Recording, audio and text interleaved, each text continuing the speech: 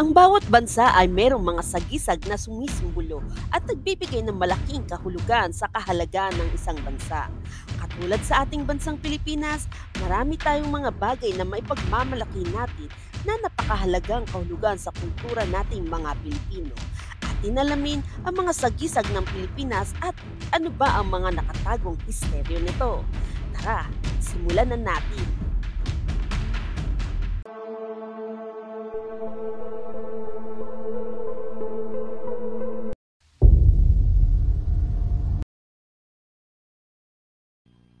Ang mga sagisag ng Pilipinas ay kumakatawan sa mga tradisyon at ideolohiyang Pilipino at nagpapahiwatig ng mga prinsipyo soberanya at pambansang pagkakaisa ng mamamayang Pilipino at pinagtibay ng Batas Republika bilang 8491. Unahin natin ang pambansang puno ng Pilipinas.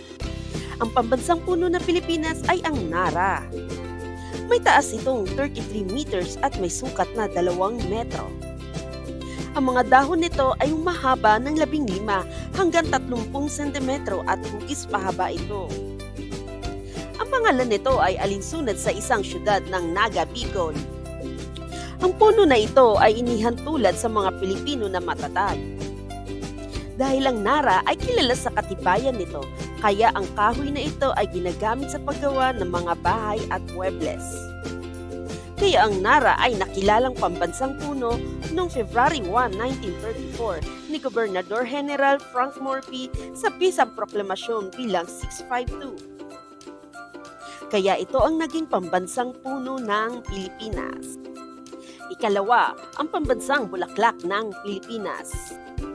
Ang proklamasyon bilang 652 noong taong 1934, katulad ng Nara ay pinahayag din ni Gobernador General Frank Morphy na ang Sampaguita ay pambansang bulaklak ng Pilipinas.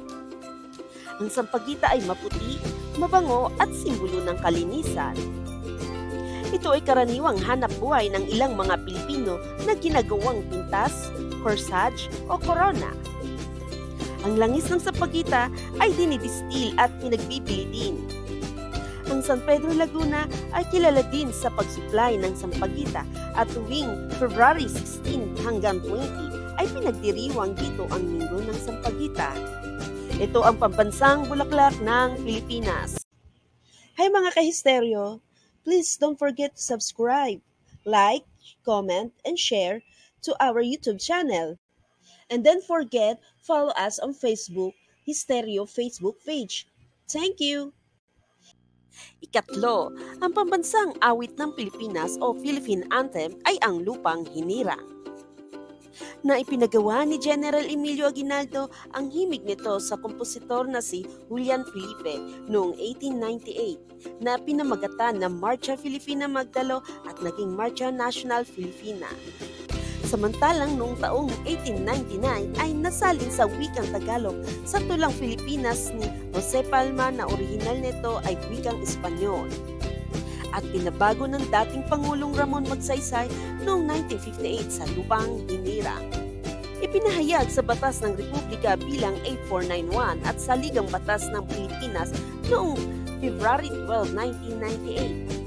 Samantalang ang ika-4 naman ay ang pambansang watawat, kung saan ang watawat ng Pilipinas na naproklama ng dating Emilio Aguinaldo at pinagtibay ng batas noong February 12, 1998 sa Batas Republika bilang 8491.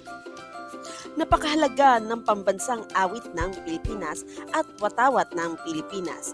Ginagamit ito sa mga paaralan, ahensya ng gobyerno at iba pang mahalagang okasyon.